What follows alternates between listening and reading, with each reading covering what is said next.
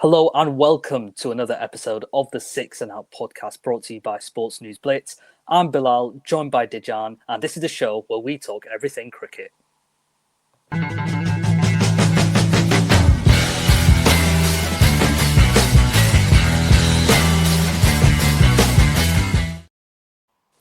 Well, Dejan, as the group stages come to a close, the T20 World Cup, it's been a blast so far. First of all, how are you and how have you enjoyed the group stages so far? Yeah, I'm good. I've definitely enjoyed it as an India fan. Like four wins out of four in the group stages. But it's been a very entertaining tournament to watch because there's been a lot of teams that I feel like have got a really good kind of attention in this tournament based on the performances. So I look at the likes of Netherlands, the likes of USA, Zimbabwe, obviously. They've gotten really good attention because of how well they played. So it's been a really good tournament to watch. Yeah, a lot of people would have said, with it being 20 teams, there could be a few sort of Yeah. minnow sort of matches against the bigger sides. But I mean, credit to the associate teams; they put a really good fight, and that's the reason why this World Cup's been so competitive. Yep, definitely. Right, well, I guess we'll move on to the group stages then. Starting with Group A in order. India and Pakistan comfortably qualify out of the group stages alongside Netherlands, USA, and Namibia. First of all, I want to start with Pakistan. Obviously, they would have wanted to correct the wrongs of 2024 by not even making it to the Super Eights. They have this time. They survived an early scare against the Netherlands, a loss to India, but they've managed to make it through. What's your assessment been of Pakistan? Um, didn't start well. I'm not going to say they didn't start well because they won pretty much all their games barring one. But I don't know if I'm fully convinced by them yet. I think the game against the Netherlands, they just barely got past, barely got through. But they won all their other games. The India game though was like alarmingly bad, like really poor for a lot of it. And I thought they had the right game plan against us to go with spin, because spin proved to be difficult for us. But especially batting wise, it looked completely shot to pieces against us. But all credit to them, they qualified. So that's the most important thing. Yeah, I guess one positive is that the leading run scorer of the tournament so far is Sahibzada Farhan with 220 runs. And in their last game, he scored a century against Namibia. But from a batting sense, after that, the next highest run scorer is Shadab with 88. So it's like if Farhan doesn't fire, it's like where do the runs come from for Pakistan? And it does see, yeah, as you mentioned, I'm not entirely convinced with them either. And they do seem a very hot and cold team with both bat and ball. But just on that India Pakistan game, I mean, as you mentioned, it was like I said, alarming the way they Yeah. performed. What did you sort of make of their approach? I mean, I thought bowling first was probably a wrong decision to start things, and then going with 18 overs of spin. I mean, given India's track record against spin and the players they've got who are accomplished against spin, that definitely backfired on them. Well, I didn't actually mind the idea of going with spin because it I thought it worked for a lot of it. Getting Abhishek out in the first over um, seems to be a common occurrence now. But like with other bowlers as well, like Samo, you took three. You know, some key bowlers delivered key moments in that game. I just thought it was the wrong decision to bowl. I actually thought it was the wrong decision to bowl Shane Afridi in the last over because Mm. he went for nearly 20, I think.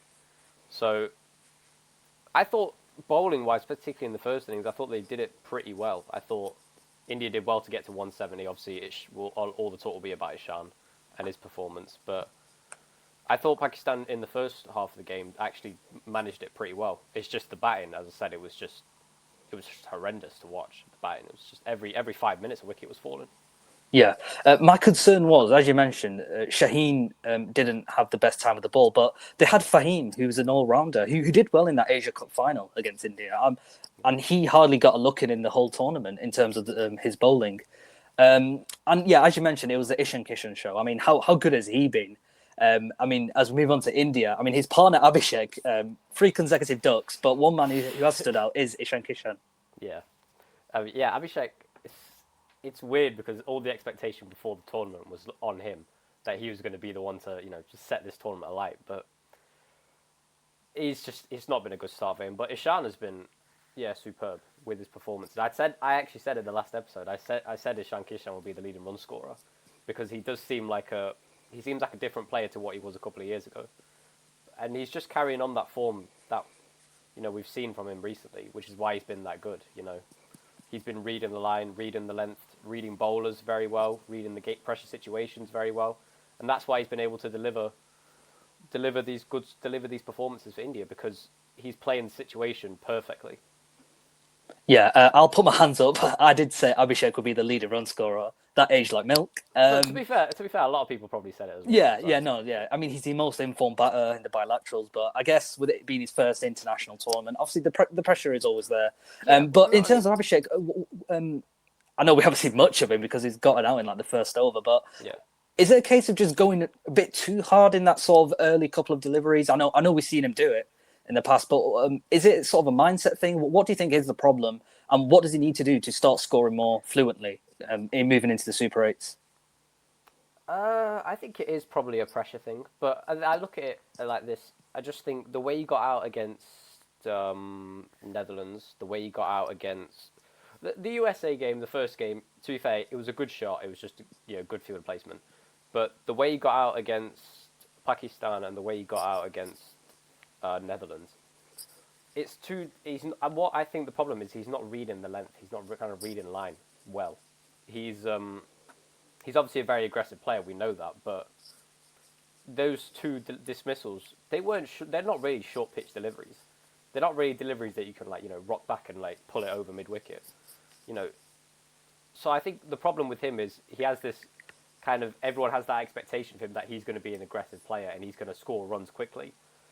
But with that, the issue with that, if you're not reading the ball well and you're trying to play aggressively, but you're not reading the lines, you're not reading the bowlers, you're going to struggle. And I think that's what the problem is. If he just has an innings where he starts to watch the ball a bit more, maybe not go for it straight away, but just watch the ball, get your eye in a bit more.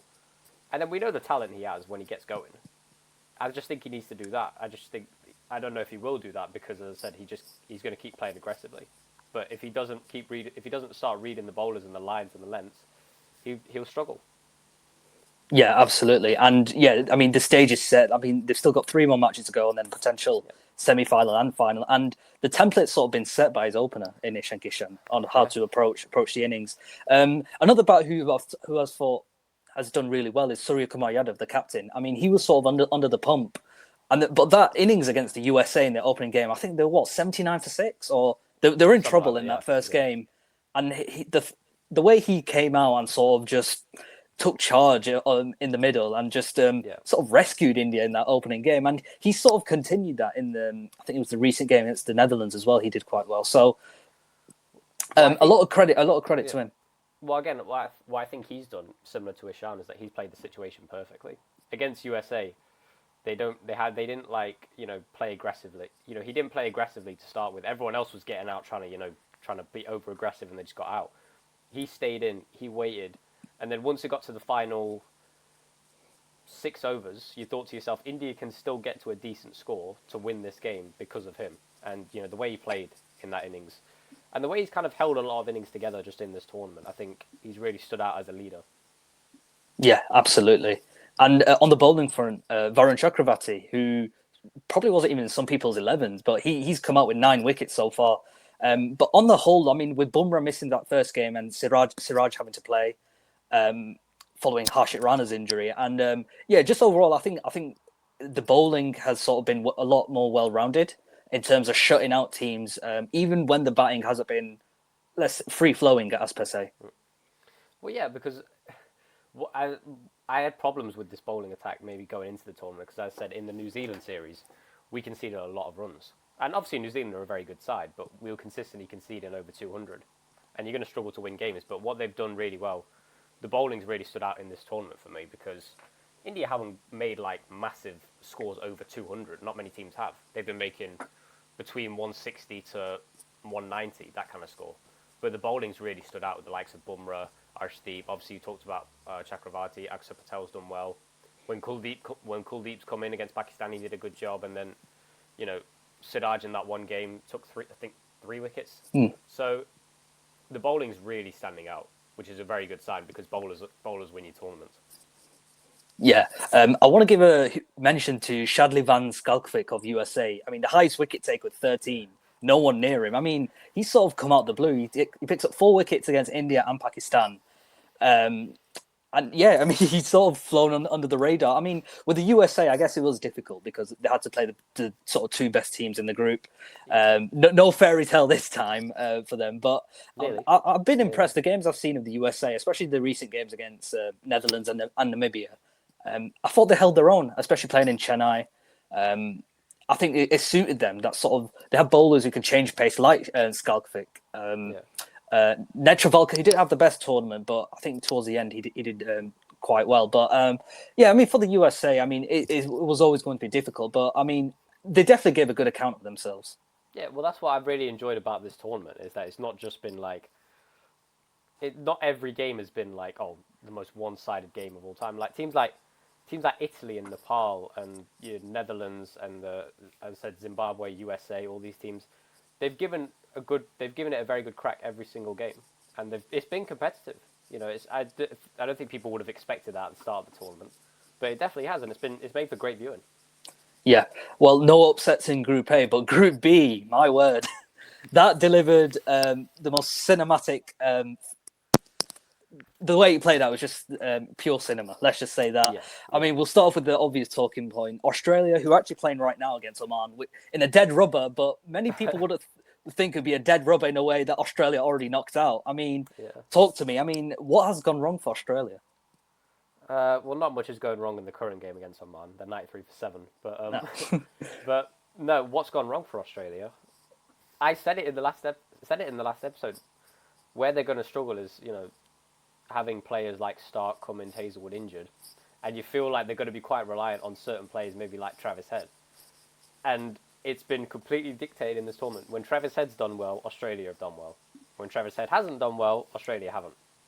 But again, like quite alarming defeats though. The one against Sri Lanka was I couldn't believe the one against Sri Lanka, the way Nissanka was playing, and just the fact that Australia just looked so far out of it. And then the one against Zimbabwe was obviously a massive shock as well. But yeah, I said Australia are going to feel like they're going to be quite reliant on certain players, and when them players haven't done well, they've struggled. It's probably going to go down as the shock moment, I'd say, so far of the tournament. Yeah, I mean, you mentioned that Sri Lanka game. I mean, the start they got off to, Marsh and Head with the bat, they were 104 without loss for the opening wicket, just 8.3 overs. And then they get bundled out for, it was around just 181. I mean, to me, that's unacceptable after getting that platform and with the players they had it in the hut as well to come in. Yeah. But in a way, I mean, yeah, it's just been difficult. And that Zimbabwe game as well. I mean, apart from Renshaw, no one seemed comfortable with spin and the change of pace of bowling. I thought Maxwell had a disaster at the time. He's had a disaster a couple of years now. Stoinis couldn't really do much. It's just been poor. Well, I think that's just a key marker for the tournament. It feels like spins really dominated this tournament. A lot of teams, it's always going to, and we kind of expected that in subcontinent conditions, but every team's been going with 2 or 3 spinners a game, and they've just been packing the game with spin. But yeah, I mean, after the start against Sri Lanka and stuff, the likes of Cam Green, Inglis, Maxwell, Stoinis, Tim David, they just haven't been anywhere near good enough. And as I said, we knew the bowling would struggle a little bit because of the certain absentees, but that group was still there for Australia. That group was there. That group was there for the taking to go to at least finish top and go into the Super 8s. But yeah, to not do it is crazy. It's a big shock. It's a big shock. You do think that if they had their group games in India with their firepower, they would have done better. But even then, maybe. from what I've seen, they may not have qualified if the group was played in India. So it's not only that as well. I don't think as we talked about spin in subcontinent conditions. I don't think Australia have been particularly great with spin. A lot of games they've been, letting when they've been bowling, they've been letting certain parts of an innings go by because, and I like Adam Zampa. I think Adam Zampa's a really good player. And I think he's kind of disappointing me a little bit in this tournament. I think he should have done a lot better in the games that he had. And they haven't really gone with many of the spinning options. They've mainly just gone with the Bartlett, Ellis, Stoinis. Yeah. Maxwell might have done a little bit of spin. Yeah. But Cooper Connolly as well, I think, in a few games. But even then, it was underwhelming. But you can't tell me that Zampa, Krupa Connolly, and Maxwell are three spinners that are going to, help you win consistently in subcontinent conditions. Like, Yeah, it there's just no seems way. too much reliant on Zampa, and he didn't have the best tournament either. But just on Australia, I mean, they had a few out of pitch issues as well.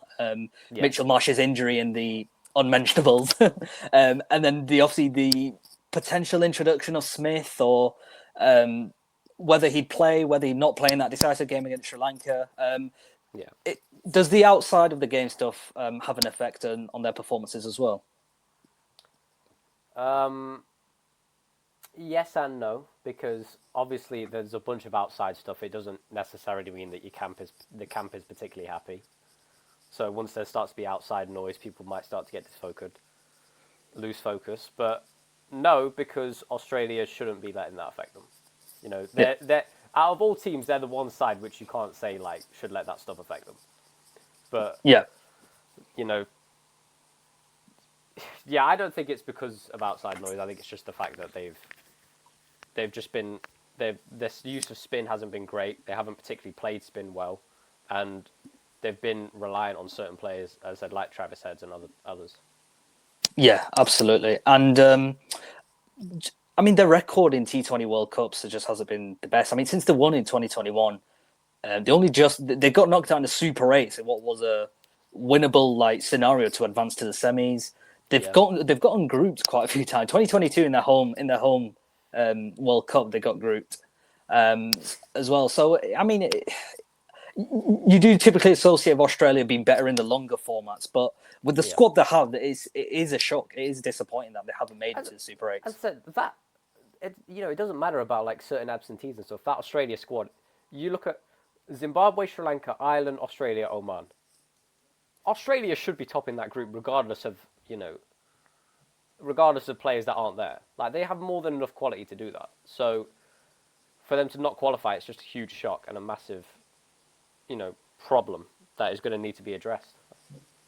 Yeah, and moving on, I mean, the surprise package of the tournament, Zimbabwe.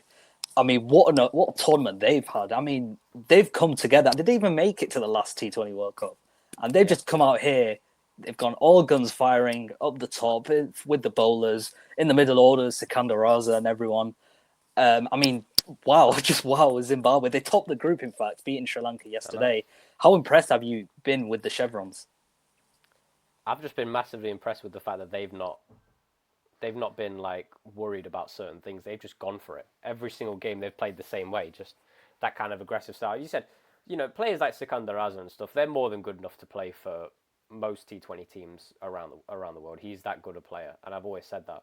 But even bowlers like Muzarabani, like he's been outstanding in this tournament at times, and they've just something like Brian Bennett hasn't gotten out yet or something like that, Yeah, which is crazy. infinite average. Yeah, which is crazy, but they've just played fearless cricket. They've just gone for it, and that's why I think a lot of eyes have been on them in this tournament because they've kind of taken everyone by surprise. Because no disrespect to Zimbabwe, but they've always been a team which you never thought if they were in a tournament, you never thought they'd be like competing. Mm. But this tournament, they've just gone all out, and it's kind of forced people to kind of like put their eyes on them and say, okay, this team is no joke, and keep watching. I'm excited to watch them in the Super Eights. Yeah, It's not an easy group in the Super Eights, with the likes of West Indies, South Africa, and India. That's a tough three. But one thing I've seen from them this tournament, they're not going to hold back. They'll mm. they'll go for it, and it'll be interesting to watch. Yeah. As you mentioned, I mean, they've had that fearless approach, and yeah, I mean, like I said, it's just all clicked. I mean, they've Yeah, got a few older heads in the side, like Raza, Ryan Burl as well, who I thought's done really well. Um, but yeah, I mean, it's just been really, really good. And I mean, the way it's a united camp. I mean, you saw that rained off 100%, game against Ireland. I mean, 100%. the way they started dancing with their fans as well. I mean, hopefully they can bring that into the Super Eights. And hey, you never know. A few more shocks. I'll be there. I'll be rooting for them. I'm sure they are that underdog team that everyone just wants to root for. I feel like you're just rooting for them because, as an England fan, you feel like you could maybe play them in the semi-finals if they shock. I feel like you want it a bit easy. I don't think you want to play India or South Africa Oh right no, no, now. no, definitely not. And yeah, I mean Zimbabwe, they've had their eyeballs on them for a long time. They beat Pakistan in the 2022 T20 World Cup. Yeah, historically they have been that side. They did sort of lose their way a bit with obviously with politics and whatnot getting involved, but this sort of seems like a resurgence. And as you mentioned, a few young stars in the opening duo, Marumani and Brian Bennett. Yeah, I think they're, I could be wrong, but they could be the highest average in terms of opening wicket partnership. And with Brian Bennett not getting out, I mean, it probably is. It it probably is. goes to show. I mean, yeah, and But yeah, so they beat Oman, they beat Australia. Obviously, the match was abandoned against Ireland, but they beat Sri Lanka. They're undefeated. yeah, mind you, That that chasing yeah. in Sri Lanka has been difficult. The motto has been to bat first and defend the Yeah. target. So rightfully so, they finished up. If you're undefeated and you in a group which has Sri Lanka and Australia in it, rightfully so, you should be the eyes should start to be on you more, and teams definitely need to start taking them seriously now. Yeah, absolutely. We'll move on to Sri Lanka, who end up finishing runners up in the group. Sri Lanka, they've had all sorts of adversity thrown at them. I think in the first game against Ireland, when Indu Hasaranga pulls up with an injury and then he doesn't end up playing the rest of the games. But I thought his replacement in Dushan Hemantha, Yeah, he was exceptional. That game against Australia as well, to claw things back the way he did. yeah, And a lot of their players, I mean, Patiran, I think he was sidelined for one game, and then they've adapted to their situation. And given that they're a home team, they've done really well to sort of cope and then put up a fighting performance against teams like Australia. And yes, they did come short against Zimbabwe, but I mean they're there. They've made it to the Super Eights. I said it in the last one. I've always been surprised that Sri Lanka have struggled so much in certain tournaments, because if you actually look at the group of players they have, they've got a very good squad. They always have, and you know, again, just going through it, like they won all their games pretty much, barring obviously the Zimbabwe one. But you look at the games they had against Oman, they won by 105 runs. Ireland 20 runs. Australia won by 8 wickets. That's quite dominant performances from them. And I think the key players have definitely led. I mean, Nisanka's innings against Australia that's one of the best T20 performances I've seen just in the last even just in general. His performance was incredible. And then, obviously certain players as well, like the Walalages, Patiranas. Key players have definitely stood up, and I've always said that if Sri Lanka, if their key players will stand up more in tournaments, they have more than enough chances to go quite far in the tournament if they just had them players stand up, and they did in this tournament. So all credit to them. Yeah, as you mentioned, that pool of players they've had, they're finally stepping up Yeah, on a big stage during a big tournament. Nisanka and Kusal Mendes are number 2 and number 3 in the highest run scores of the tournament so far. yeah, So it just goes to show their dominance with the bat. But one player I want to give a mention to, who's sort of gone under the radar, is Pavan Rathnayake, the youngster. I mean, he only made his debut in internationals in last November, and yeah, he sort of seems to be the glue in Sri Lanka, because you feel like sometimes with the bat, Sri Lanka sort of let games drift away, and then they end up losing a game they shouldn't have. yeah. But as you mentioned, with the dominant wins, they seem to be putting games to bed. And yes, the Zimbabwe game on another day could go their way. Um, but I've been really impressed with the batting core, especially because that would have been the main talking point following from the Asia Cup, where I Yeah. thought the batters were very under par. So if they can carry that on into the Super Eights, where they're at home for their 3 games in the Super Eights, they are well within a shout of making the semi-finals. Well, a lot of teams have said. I think it's kind of taken a lot of people by surprise at this tournament. A lot of teams kind of struggled a little bit with the bat. They haven't been like posting like scores over 240, 250, which we were expecting. But with the bat, Sri Lanka have been one of those teams that have actually scored big runs in this tournament. 225 against Oman, chasing down, nearly 200 or thereabouts against Australia. They've played that cricket. They've gone for it, and that's why they've been getting big scores with the bat. As I said, the likes of Nisanka, the Mendises, Shanaka as well, obviously as captain, doing a great job. Yeah, and that seems to be the template in Sri Lanka. I mean, it does seem harder to bat on as the inning goes on. Yeah, You do want to utilize the power play and then sort of that first 10 overs. and then with there being the bigger boundaries in Sri Lanka on the Sri Lankan grounds as well, you want to convert those ones into twos, like in that partnership between Mendes and Nisanka in the game against Australia, which Australia they had no fighting chance, and if they can just continue that template and just go hard, they can definitely go deep in this tournament. 100%. Right, moving on then to Group C, which honestly, the two teams who made it out were probably predicted, but this group was up in the air. I mean, we'll talk with the team who dominate the group in West Indies. I mean, they look really well rounded. I mean, surprisingly in a way. I mean, how impressed have you been with the Windies? Again, I said it in the last one. They've always had the firepower to score big scores. I think the key for them, and I feel like this one might go under the radar a bit, is the fact that they promoted Hetmyer back up to 3. Because I don't think West Indies had a standout number 3. I Shea Hope, obviously, them lot are openers. But since, when Nicholas Pooran retired, I think we all thought, like, oh no, who's going to be that kind of player for West Indies? Who's going to be that number 3 aggressive kind of player?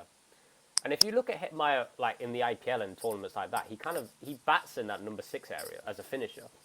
But West Indies have put him back up to number 3, and that's why, his aggressive nature in that situation, I feel like it just gives him so much more time to just play aggressively either way. And I think that's why they've been getting good scores in this tournament, having someone like him to go along with the people afterwards, like the Romario Shepherds and, the certain Jason Holders and other players.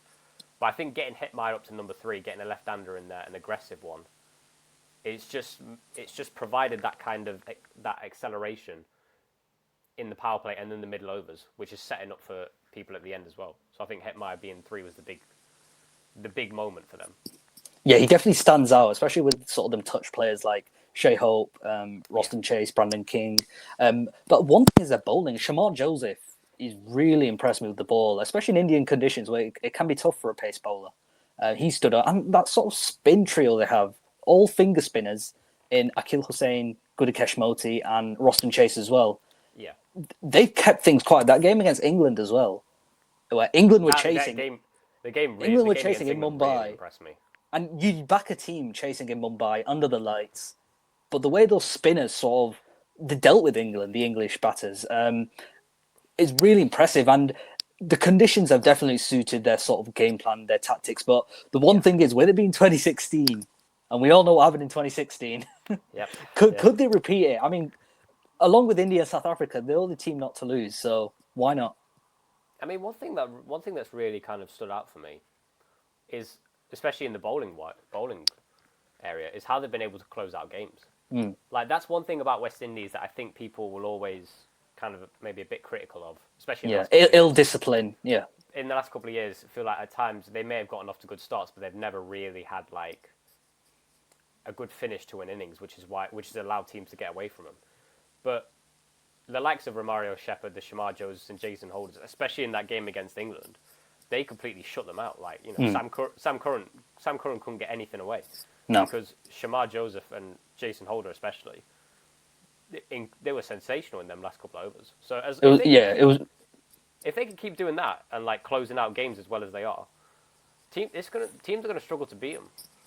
Yeah, and they'll be staying in India with the Super 8 group, so they'll be familiar with the conditions as well. But we'll move on to the runners-up in England, and this team won't stop giving me heart attacks. I mean, that opening game against Nepal, I thought we were done for all money. The way Nepal fought back. But credit to Sam Curran, who thought he's been England's best bowler. The way he's shut innings down. Even the game against Italy, in a Scotland game, he bowled well as well. So credit to Sam Curran. He's really come to his own. And as I mentioned in the last episode, if we could see the Sam Curran of a couple of years ago come back to form, we've seen that. But with England, I mean, it's been its and bits of pieces, like the way they played. I mean, they haven't had the perfect game, as per se. Yeah. I mean, what do you think that's down to? Is that sort of the approach, the opposition? How come, like, 2 of the games, Archer's going for 45 runs, but then in the next 2 games, he's like the best bowler? Like, what's the reason for their sort of inconsistencies? Probably because the 2 openers haven't been as game-changing as we thought they'd be. I think Salt is the one that I think that surprised me the most, because with the form that he was in before the tournament, scoring hundreds consistently for England and obviously elsewhere as well in T20 competitions around the world. Salt surprised me a little bit in terms of how he's played. He's not really. He obviously hasn't been there for that long, so he's not really been able to get innings going.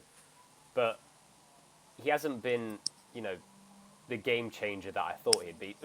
Butler's the exact same. Josh Butler, arguably, could have been better in terms of his history and the way he's been able to score runs. He hasn't been anywhere near his usual standards, which has been surprising. And I think Banton and Will Jacks have probably been the two standouts for England with the bat. But other than that, there's not really been much else in that squad. So I think the batters have disappointed me a little bit. But having said that, they qualified. So Yeah, they've got the job done. Another mention to Jacob Bethel as well, who I thought's done quite well. But I'm disappointed that he's not had a look in with the ball, especially when Adil Rashid's been tonked around. It hasn't been easy. What do you think now moving their Super 8s into Sri Lanka? What do you think needs to improve for them to sort of make a push for that semi-finals? Get the batters in form. As I said, Butler and Salt, they've been two that have really surprised me in this tournament. But if you can get those two into form and they can get you off to good starts, England will turn a lot of these scores, these 170, 180 scores, into 240s easy. Because with the form that the likes of Jackson, Tom Banton have been in, they've been really the key reasons why England have won games because of the way they finished off games and finished off innings. If you could do that as well as get the likes of Butler and Salt and maybe Harry Brook as well, and get them into form, England will score big runs if they do that. Yeah, and they did play a series against Sri Lanka just before the tournament and won 3-0. So who knows? Maybe they can rediscover that form. And as you mentioned, the opening batters can rediscover that form. Because as I mentioned earlier, I mean they yet to have the perfect game, but they still have been getting results. So you think they're due to sort of pull that perfect game, and no better time to do it in the Super 8s. Just rounding up the group, then I thought, I mean, the fact Nepal, Scotland, Italy. They fought really hard. They've pushed, especially England. They pushed England all the way, securing one win each. I mean, Italy. I mean, who would have thought they'd be at a World Cup? I mean, the Menenti brothers, the Mosca brothers. Yeah, they put on a show, and credit to them to sort of putting their name on the map. And hopefully, we see them in more future tournaments. Well, again, I just feel like those kind of teams that no one's expected have really kind of taken everyone by surprise because of how they played. So full credit to every single team in this tournament. They've not taken it lightly. They've tried to just play their game, and that's why they've caused many teams problems. Yeah, absolutely. And we'll move on to Group D now, with South Africa topping the group against with New Zealand and Afghanistan missing out. That South Africa-Afghanistan game of the tournament. Talk to me. The super over, double super over. Gurbaz almost takes on the line. How did that work out? I don't even know what to say about that game. That was just like genuinely, I was just lost for words. Like, for a match to go 2 super overs, and then the first super over for it to be 7 to win, then you hit a 6, and then the final super over to go as close as it did, where Gurbaz hit like 3 6s in a row, and then he got very unlucky with the final ball as well because he timed it pretty well. He just hit it to the fielder, but that's not only game of the tournament. That might be game of the decade. It might be game of the decade. To go 2 super overs, and for it to be tied twice, that's crazy. I mean, you think all the super over drama could have been avoided if Fazal Haq Faruqi didn't take an eternity just to run a double. I mean, I get he's a tail ender, so he's obviously used to running up and down the wicket. But come on, I mean, even then, when South Africa needed 7 to win in the super over, he just a full toss to Tristan. Oh no, you just think to yourself, if you bowled like a length delivery, I don't think it would have gone for 6. No. The fact it was a full toss, it just allowed Stubbs to just go straight through the line. Yeah, and given the fact Afghanistan lost their opening games against New Zealand, that game is Yeah, essentially tournament over. Even though they've yeah. won the previous two games against UAE and Canada, um, in a different scenario that they could have played out differently for them. But Maybe. I mean, the big news from the Afghanistan camp is Jonathan Trott has actually just announced he's stepped down. I mean, how much credit does he deserve, given he's taken Afghanistan to leaps and bounds from where they were, obviously almost making the T20 World Cup semi final, doing well in the ODI World Cup in India, making the Champions Trophy. I mean, how much credit does someone like Trott deserve? Again, I said it many times. It's just what the best compliment you could say about Afghanistan now is that you know when they enter a tournament, teams look at them and say, they're no pushovers now. They're a side which you have to genuinely plan a lot for, plan to face their spinners, plan to face their aggressive batting. You know, so full credit to Trot and full credit to the players for how they've been performing in the last couple of years, because they've become a team now which everyone looks at and says, that team's a problem. Mm. Moving on to South Africa, who ended up qualifying table toppers, and they are unbeaten along with India and West Indies. I mean, they just look really good. I mean, they've had their sort of scare game against Afghanistan, but Yeah, the rest of the games, I mean, the way they battered New Zealand, and then just that was comfortable trademark wins against UAE and Canada. They definitely, along with India, they definitely look like tournament favourites, don't they? yeah, definitely. That New Zealand win was a statement win. That wasn't like a that was a game which I think everyone looked at South Africa and said, okay, they don't look like they're gonna bottle it now. Just the way they played against New Zealand, the likes of Markram and obviously the David Millers. Brevis hasn't been in the best of form, but we know how good he can be when he gets going. De Kock's looked outstanding. Just the power they have in that batting lineup. It's been great to watch. Great to watch them hit big sixes and consistently score runs quickly. But it's quite worrying to watch as well, because they just look all round. I think they look the best team all round so far in this tournament. Yeah, Aidan Markram, the fourth highest run score of the tournament, unbeaten, I think, in the end against New Zealand, where they chased down 128 or some very low score in Ahmedabad. So What does that work that's out? another thing for South Africa. They played majority of the games in Ahmedabad. I think they Yeah, play one Super 8 game there, and then if they get to the final, they're basically home away from home. So yeah. they look primed to sort of correct the wrongs of 2024. And that opening game of the Super 8s against India on Sunday, I think it is, they'll want to get their get back. And you'd I'm think a little whoever bit wins worried. that game, they should make it to the semis. Yeah, I'm a little bit worried with that game. As I said, India at times just haven't looked there. Yeah, yeah. But South Africa in every aspect have just looked. Yeah, we haven't even spoken about pace bowling. The likes of Janssen, Yeah, Rabada, they look they look by far and away the most well-rounded team at the moment. yeah. And I think in that last game, I think it was a dead rubber against UAE. They rested a lot of players. Yeah, It's scary when a team can do that.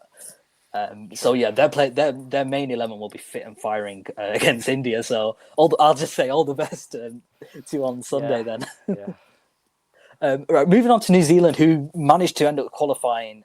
That decider was obviously that game against Afghanistan in their first game in Chennai. To me, they've been slightly underwhelming. I think that especially the bowling department. One stat for you: they haven't taken more than 6 wickets in a bowling innings, which in quality of New Zealand, that is very surprising. They only took 3 against South Africa in their loss, and then yeah. 4 against Canada. In fact, where they did actually win with Samra, I think he got scored 110. So, why do you think that has been? I mean, is it because the bowlers just haven't been good, or is it a deeper issue? Well, a lot of these players, a lot of these New Zealand players, they're playing. Obviously, they are playing their first tournaments, but it's not as easy playing in subcontinent conditions for pace bowling. I think the thing that's disappointed me most is the two spinners in Santner and Sodi. Yeah, They haven't really been in what is conditions that will benefit spin. They haven't really benefited at all. And I think if same with Australia, if you have a team which spin isn't, especially in these conditions, if spin isn't playing a huge factor in your innings, you're going to struggle. because the likes of Duffy and the likes of Jameson and others, and Matt Henry, they're not. A lot of them are playing. They're not. I don't know if they're bowlers that will benefit in subcontinent conditions. Just like not trying to be disrespectful, I just think that is No, the no, case. no. I agree. I agree with you, and But yeah, and given the the fact two that spinners, mm, the two spinners in Santner and Sodhi, they should have led from the front in this game, especially Santner being captain as well. mm. They need to step up, especially in the Super Eights now if they're going to want to qualify. Yeah, and it'll be tough because their Super Eights group, they'll be playing their games in Sri Lanka, where you'd argue it's even more spin friendly. So Yeah. it'll be very tough if they don't turn up. But just moving on to the batting, I guess one positive has been this sort of duo of Finn Allen, Tim Seifert. But as we've seen in that game against South Africa, if neither of them get going, yeah, it's difficult to see where the runs come from, especially with Glenn Phillips. Apart from the first game against Afghanistan, he hasn't really lived up to the mark we know he can. So, how much of a concern is their batting, and how reliant are they on their opening combination? Well, that was the thing that I think we were most worried about for New Zealand going into this tournament. Seifert has been. I think Tim Seifert's been outstanding. I really do, and I think Finn Allen's been very good as well. But there was question marks going into the tournament about Rachin Ravindra coming in at number 3, and he hasn't really answered those questions in this tournament. He hasn't been great. We know how good Glenn Phillips can be, but it's all well and good having that reputation, but if you're not doing it, if you're not starting to deliver, then there's a problem there.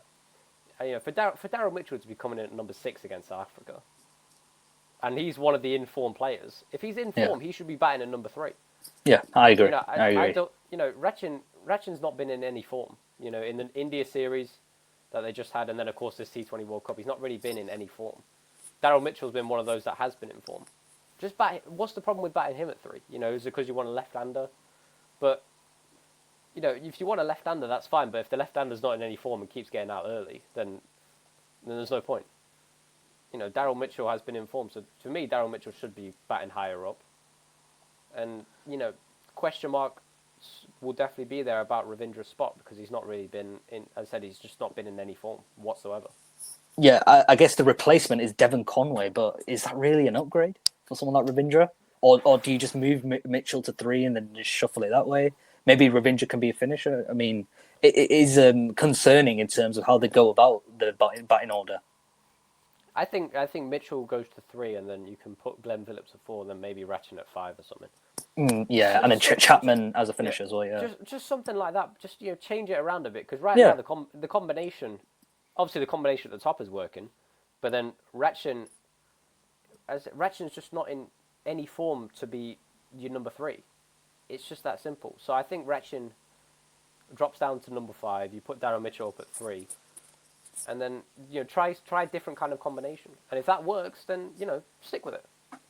Yeah, and the question will be which pacer do they drop? Because if it is likely they'll fit Sodhi and Santner in, you've got Jameson, Matt Henry, Jacob Duffy. You can't play all 3 pacers. So which one would you drop? Would it be Duffy, who's probably the most inexperienced, or what sort of approach do you go in terms of their bowling lineup? I think you've got to probably keep Matt Henry in there because he's someone that can contribute, especially up top with the new ball. I'd probably also keep Lockie Ferguson in there as well. I think he can be a very good death bowler, as well with the kind of the slow ball Yorkers that he has, and he's a decent death bowler. And Duffy's a very good player. There's no denying that. But again, it's his first tournament. He's inexperienced. So if I was picking 2 pace bowlers that I think have to play, it probably is Matt Henry and Lockie Ferguson. But as I said, the main thing for me is the fact that the spinners just need to step up more. We need to see a lot more from Mitch Santner and Ish Sodhi. Yeah, underwhelming from New Zealand, but they've made it, and we've seen New Zealand in the past. I mean, they can always grind out results and go deep in tournaments. So, I guess it's a good time to move on to the Super 8s. I mean, we've got the groups. Group 1 is the winners group, believe it or not, with all the preceding nonsense. Got India, South Africa, West Indies, and Zimbabwe. First of all, what do you think of the group as an Indian fan, and what are your predictions? I'm not happy. I'm not happy because you win 4 games. You win 4 games in a row, and then you face everyone else who's top. So if you're going to win tournament, if you have to win tournaments, you have to face the best teams anyway. Yeah. So, I mean, I guess it'll be competitive in both sides. So yeah, maybe I it's mean, not the worst thing. Maybe it's not the worst thing in the world. yeah. But, man, I'm just worried. I'm just worried, man. It's that opening game, isn't it? It's that opening game that can but dictate a lot of things. But it's not only that. It's the fact that West Indies is the last game as well. Ooh. And if there's one team, there's not many teams you want to play in like one-off games. Yeah. But in a decider, West Indies. I've been getting flashbacks to 2016. And that's in Kolkata as well. And West Indies have played quite a few Exactly. games in Kolkata, so They won the T20 you never World Cup know. at Eden Gardens. So that's not an easy group. And people are probably going to think that in that group, Zimbabwe is kind of like the team that will probably struggle. But the way Zimbabwe's been playing, you don't really want to face them. So I don't know, but I genuinely don't know about predictions, man, because every team in that group is just in great form. Yeah. And it's crazy because it looks like India is probably, out of all of them, based on what I saw in the group, India is probably the team that has kind of struggled the most out of all the teams, which is crazy. But we should have the quality to qualify. We should. But we said the same thing about Australia and they didn't. So I think South Africa will probably finish top, and then I'm going to go India second. I think South Africa will probably beat us on Sunday. Okay, yeah. I'm inclined to agree. I think, a lot will ride on that. I think whoever wins that game on Sunday probably makes it to the semis. Yeah, but probably goes top. I think, India facing West Indies last. That could be decided for second place if I think South Africa beats India. So yeah, true. I do just think though India can sort of go from 0 to 100 a lot more than maybe a West Indies or a Zimbabwe. Well, we're just going to need Abhishek. Which could be the edge. Yeah, we're just going to need Abhishek to step up now. Yeah, that's one guy. three innings, 3 ducks. In terms of the Indian squad, then, do you make any tweaks? I mean, or do you just have the faith in Abhishek, or what is sort of the approach going into these sort of marquee games? I think you've just got to keep the same squad. Yeah. I think there's been a lot of players that have done well for us. I think Dubé's been very good. I've really been really impressed with him. Hardik's obviously been as good as he can be. And everyone else has been good. The big question is just going to be Abhishek and his form. But, again, I just feel like he's not, right now, he's just not really reading lines and lengths. And he's not, he feels a bit hesitant in what he's doing. But if he just sorts that out, and the South Africa game has said it's going to be a big indicator to see how India are going into these kind of situations. But if Abhishek can get into form, then you know what you're going to get with India. So it's going to depend a lot on him. Yeah, I agree. South Africa 1, India 2. I'm going to say West Indies 3rd, Zimbabwe 4th. Yeah. Moving on to Group 2, then this is the runners-up group with Pakistan, New Zealand, England, and Sri Lanka. And to be honest, I do not know which way this can go. On paper, it does seem more competitive than Group 1, but I mean, how do you see it, and who do you think will come out on top into the semi-finals?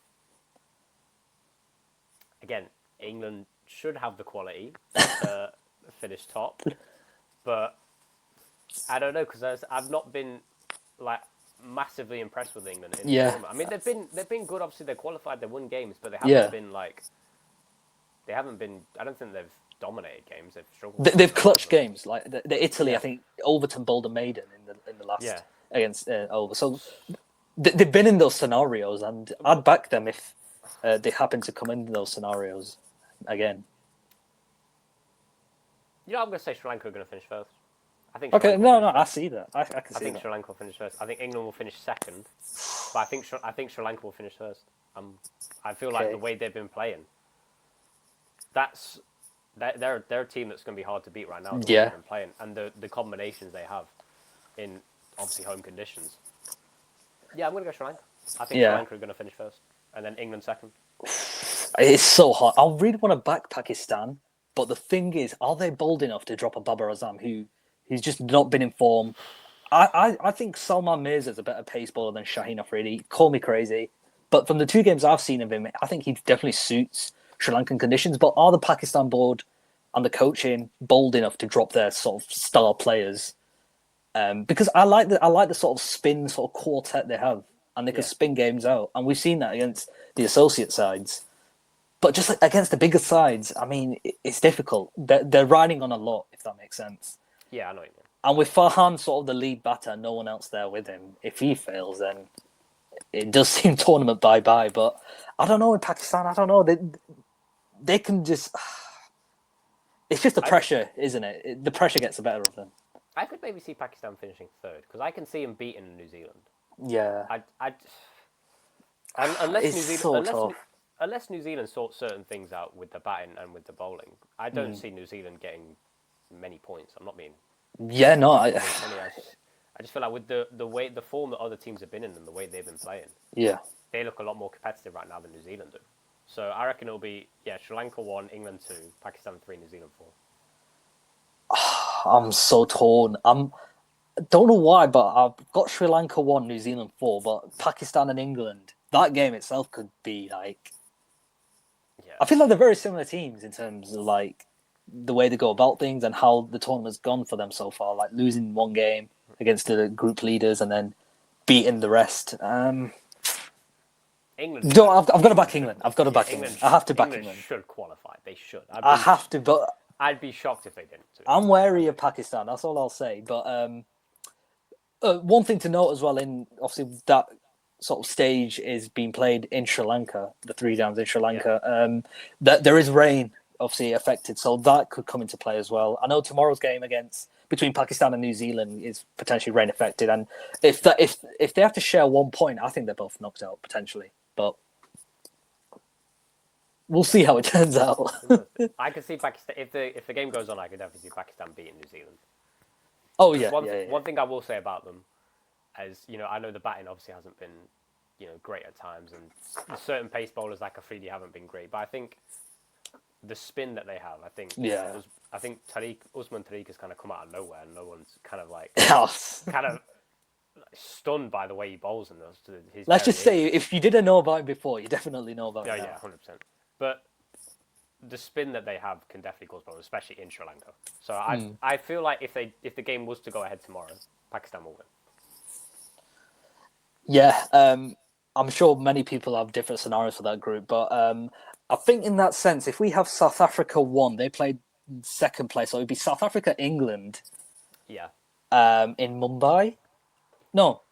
India playing in India regardless. India will be playing in Mumbai regardless. So South Africa, England in Colombo, which could be interesting, and then India against Sri Lanka in Mumbai. Oh my goodness. I'm just worried going into every game now as an Indian. Yeah. Because I expected us to against the teams like Netherlands and stuff and USA. I expected us to dominate those games. Breeze, The form we've been in, but like even in the Netherlands game, it was just getting worrying. There was just like a 5 over period where we just weren't scoring a boundary. And I was looking at it thinking, we can't play like this against South Africa's and the West Indies and England. We're gonna struggle. So I'm worried, but we'll have to see. Yeah, I mean, a lot more action to come. I'm probably going to have to. I'll be a bit upset that there's not 3 games a day, but the games that will be on, I'll be looking forward to it and hopefully tune into every single one of them. But I mean, Dejan, it's been a pleasure. I'm sure we'll revisit this and then maybe we do an episode before the final. Who knows? Maybe if in the right headspace. Let's see. Let's see how things play out. If we both are. Yeah, but once again, many thanks for hopping on and coming on the Six Now podcast. Be sure to check us out on YouTube and Spotify, and be sure to check out the Sports News Blitz website. I've been Bilal, joined by Dejan, and we'll see you next time.